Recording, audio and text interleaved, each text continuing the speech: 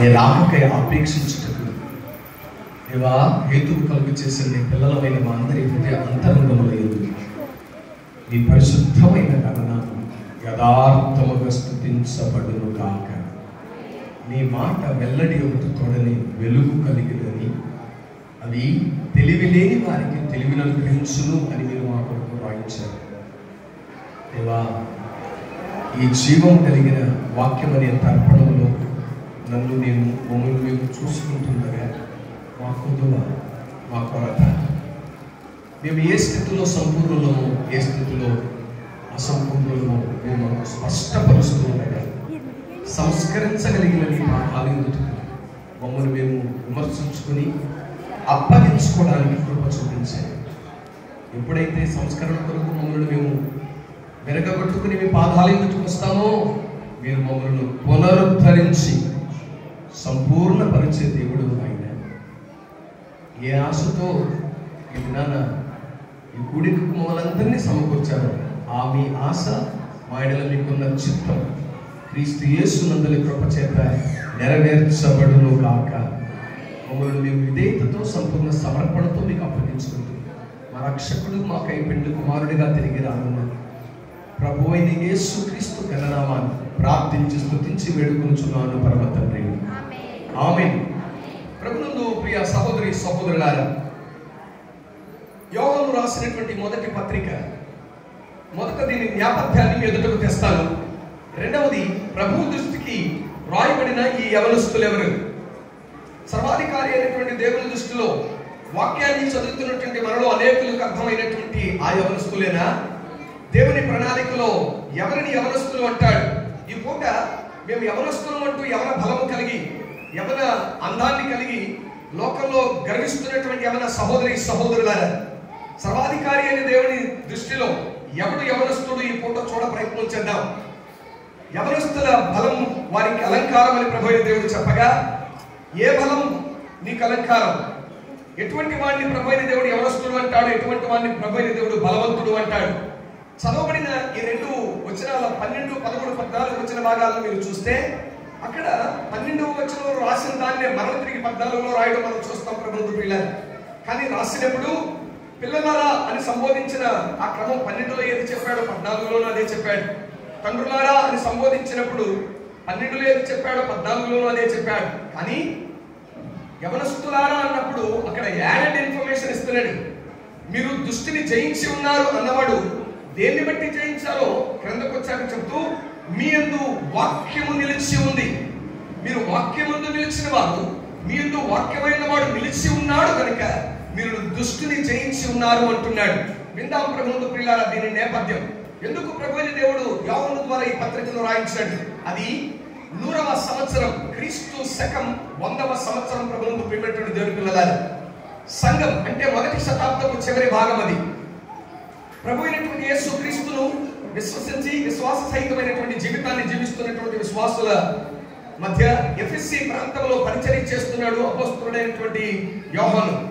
ఈ అపోస్తలుడైనటువంటి యోహాను పరిచర్య కాలంలో ప్రభు అయిన దేవుడు సంఘ పరిస్థితులన్నింటినీ ఆయన గమనానికి తీసుకుని రాగా, సర్వాధికారి అయినటువంటి దేవుని దృష్టిని కలిగిన వాడై యోహాను సంఘాన్ని జాగ్రత్తగా పరీక్షిస్తున్నప్పుడు, సంఘం నానాటికి అభివృద్ధి చెందుతూ ముందుకు వెళ్తున్న సంఘంలో ఓ రకమైన దుర్బోధ బయలుదేరింది ప్రభువును ప్రియులారా. సంఘంలో విశ్వాసులు అన్నట్లుగానే చొరబడి గొర్రె చర్మము కప్పుకున్న తోడేళ్ల వంటి వారు సంఘంలో ప్రవేశించి సంఘాన్ని చెరుపు చేయడానికి, సంఘంలో ఉన్నటువంటి ప్రతి వారి విశ్వాసాన్ని పాడు చేసి మరల లోకం తట్టు శరీరం తట్టు తిప్పేటువంటి దినాలని ప్రభువును ప్రియులారా. ఈ రాయబడినటువంటి లేఖ ఆ దినాల్లో శ్రమ పడుతున్నటువంటి వారికి కాదు రాసింది. అంటే ఆ దినాల్లో సంఘం మీదకు శ్రమ లేదు, సంఘం క్షేమంగానే ఉంది. కానీ క్షేమంగా ఉన్నామనుకుంటూ చాప కింద నీరులాగా వారి విశ్వాసం అవిశ్వాస భ్రష్టత్వంలోనికి దిగిపోతున్నటువంటి పరిస్థితులు ప్రభువును ప్రియులారా.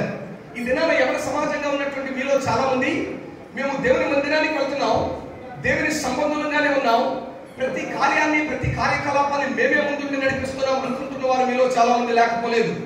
వినండి, నీ కార్యకలాపాల యందు ప్రభు అయిన దేవుడు ఆనందించే దేవుడు కాడు. కానీ నువ్వు చేసే ఏ మనస్సుతో చేస్తున్నావో నీ మనస్సును నిన్ను పరీక్షగా చూసే దేవుడు ఆయన. ఆ దినాల్లో ప్రభువును పిల్లగా సేవకుడైనటువంటి యోహానుకు తటస్థపడింది, తారసపడింది. హృదయాలను ఎరిగినటువంటి దేవునికి తారసపడి యోహాను ద్వారా రాయిస్తున్నాడు. ఆ సంఘంలో బయలుదేరినటువంటి భయంకరమైనటువంటి ప్రమాదం ఏమిటో తెలుసా? నాస్టిసిజం అనేటువంటి ఇజం బయలుదేరింది. దాన్ని జ్ఞానవాద సిద్ధాంతం అంటారు. క్రైస్తవ వినండి ప్రభువునందు ప్రియ సహోదరి సహోదరులారా, ఆదిమకాల సంఘం మీదకు అప్పటికి సంఘం ఏర్పరచబడి 3వ తరం, మరలా చెప్తున్నారు, సంఘం క్రీస్తుని విశ్వసించి క్రీస్తుతో నడుస్తున్నటువంటి 3వ తరం వారితో ప్రభువైన దేవుడు మాట్లాడుతున్న సందర్భం. 3 తరాలు దాటితే ఏ విశ్వాసమైన మారిపోవడానికి ఆస్కారం ఉంది ప్రభువునందు ప్రియులారా. అప్పటి వరకు వారంతా తమ అభ్యాసాన్ని విడిచిపెట్టి వచ్చారు. ఏంటి అభ్యాసం? ఒకప్పుడు ధర్మశాస్త్ర సంబంధమైన నీతి అని, క్రియాపూర్వకమైనటువంటి నీతి అంటే వారు నమ్మింది ఏమిటి అంటే దాన ధర్మాలు, ఉపకారాలు, అవి మనల్ని నీతిమంతులుగా చేస్తాయన్నట్లుగా నమ్మినటువంటి సిద్ధాంతం క్రింద బతుకుతూ ఉన్నారు. క్రియాశీలకమైనటువంటి జీవితమే నీతిమత్వాన్ని తెస్తదని నమ్ముతున్నటువంటి వారిని ప్రభువైన యేసుక్రీస్తు లోకానికి వచ్చి క్రీస్తునందు విశ్వాసం ఉంచడం వలన ఒకడు నీతిమంతుడిగా తీర్చబడతాడు అని, ధర్మశాస్త్ర సంబంధమైన నీతిని విడిచిపెట్టి క్రీస్తు విశ్వాస సంబంధమైన నీతిని పొంది నీతిమంతుకు జీవితాన్ని జీవిస్తూ నీతి కిరీటానికి సిద్ధపడుతున్నటువంటి దినాలనే ప్రభువునందు ప్రియులారా. మోషే బోధనను విడిచిపెట్టి ప్రభువైన యేసుక్రీస్తును జీవము కలిగిన వాక్యమైనటువంటి వారిని వెంబడిస్తున్నటువంటి దినాలవి. బలులు అర్పణలను విడిచిపెట్టి ప్రభువైన యేసు రక్తము క్రింద తమను తాము కడుక్కోవడానికి ప్రభు ద్వారా ఆకర్షించబడి క్రీస్తుతో బ్రతుకుతున్న దినాలని ప్రభువునందు ప్రియులారా. సర్వాధికారి అయినటువంటి దేవుని దగ్గర ఇలాంటి జీవితాన్ని జీవిస్తున్నప్పుడు ప్రభు అయినటువంటి దేవుడు ముందుగా చెప్పినట్లుగానే మత్తయి సువార్త 24లో చెప్పాడు. ఏమనంటే కపట బోధకులు మీ మధ్యకు వస్తారు, మీలో చొరబడి ఏర్పరచబడిన వారిని మోసగిస్తారు అని సర్వాధికారి అయిన దేవుడు చెప్పినటువంటి ఆ మాట నెరవేర్పులోనికి వచ్చిన కాలం అది ప్రభువునందు ప్రియులారా. అంటే నాస్తికవాదులు, ఇంగ్లీష్ లో GNOSTICISM అంటాం. నాస్టిసిజం స్పెల్లింగ్ ఆరంభమైంది జీతో ఆరంభమైన అది నాస్టిసిజం అని ప్రొనౌన్స్ చేయబడదు, అది నాస్టిసిజం అంటారు. తెలుగులో జ్ఞానవాద సిద్ధాంతం అంటారు. అంటే జ్ఞానవాదులు ఆ దినాల్లో ఉన్న నాస్తికవాదులు వీరు ఎక్కడో కాదు, సంఘంలో బయలుదేరిన వాళ్ళే. వాళ్ళు సంఘంలో అంతవరకు క్రీస్తుని నమ్మిన వారే. ఆ తర్వాత లోకంలో వినబడుతున్నటువంటి క్రైస్తవ బోధలు అంటే క్రీస్తుని విడిచిపెట్టి లోకాన్ని, లోక సంబంధమైనటువంటి వాటి కొరకు ప్రకటించేటువంటి వారిని వెంబడిస్తూ వారిలో వీరు చేరిపోయి బోధను కలుషితం చేసిన వారు. వీరిని గురించి యోహాను సువార్త 2వ అధ్యాయం 19వ వచనంలోనే వారితో చెప్పడం మనం చూస్తాం. చదువుదాం ఒకసారి రండి. యోహాను మొదటి పత్రిక 2వ అధ్యాయం 19వ వచనం. వారు మనలో నుండి బయలు వెళ్ళారు కానీ వారు మన సంబంధులు కారు. వారు మన సంబంధులైతే మనతో కూడా ఏమైండేవాళ్ళు? నిలిచి ఉందరు. అయితే వారందరూ మన సంబంధులు కారని ప్రత్యక్షపరచబడినట్లు వారు బయలు వెళ్ళారు. వాళ్ళు మనలో నుంచే బయలు వెళ్ళారు కానీ మన సంబంధులు కారు. మనోళ్ళైతే లోకముందు వలె సాగుతుంది. ఏ జాతి పక్షులు ఆ గూట్లోకి వెళ్తాయట. అంటే ఒకే జాతికి సంబంధించినవి వెళ్ళి ఒకటిగానే ప్రయాణిస్తాయి. ఆకాశంలో మీరు చూస్తారు, గెద్దలు కాకులు కలిసి ప్రయాణించవు, కొంగలు కాకులు కలిసి ప్రయాణించవు. గమనించారా మీరు? పావురాళ్ళు కాకులు కలిసి ప్రయాణించవు. ఏ జాతి పక్షులు ఆ జాతి ఒకే రకంగా ప్రయాణించడం మనం చూస్తాం. సర్వాధికారి అయిన దేవుని లేఖనం ఆ దినాల్లో సంఘాన్ని బలపరుస్తూ సంఘంలో చొరబడినటువంటి సిద్ధాంతాలను వారు ఎదిరించి నిలబడడానికి శక్తివంతులగినట్లుగా ప్రభువైన దేవుడు వారితో మాట్లాడుతున్నాడు. వారు మనలో నుంచి వెళ్ళిన వారే కానీ వారి బోధ మారిపోయింది. వారు ఆత్మానుసారులుగా కాక శరీరానుసారులుగా మారిపోయారు. ఇందుకు జ్ఞాన సిద్ధాంతం ఆ దినాల్లో వారు బోధించిన బోధ ఏమిటి అంటే యేసుక్రీస్తు శరీరధారే వచ్చిన వాడు కాడు అంటారు. వాళ్ళు క్రీస్తు శరీరంతో రాలేదు కనుక మరొకటి వాళ్ళు నమ్మేది ఏంటంటే శరీరం నశ్వరమైనది, ఆత్మ అనశ్వరమైనది. అంటే పదార్థ సంబంధమైనది అది అంత మంచిది కాదు. పదార్థ సంబంధమైనది కీడు చేస్తదే తప్ప పదార్థ సంబంధమైనది మేలు చేసేది కాదు. ఈ పదార్థ సంబంధమైన శరీరంలో నుండి ఆత్మను విడిపించడానికి అత్యున్నతమైన జ్ఞానం కావాలి. ఆ అత్యున్నత జ్ఞానాన్ని సంపాదించడమే కైవల్యానికి సాధ్యం.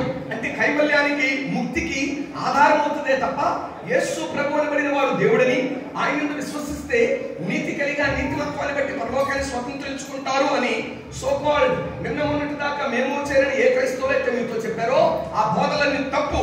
అది కాదు, విశేషమైన జ్ఞానాన్ని సంపాదించడాన్ని బట్టి ఒకడు పరలోకాన్ని చేరతారు అని బోధించినటువంటి దుర్దినాలు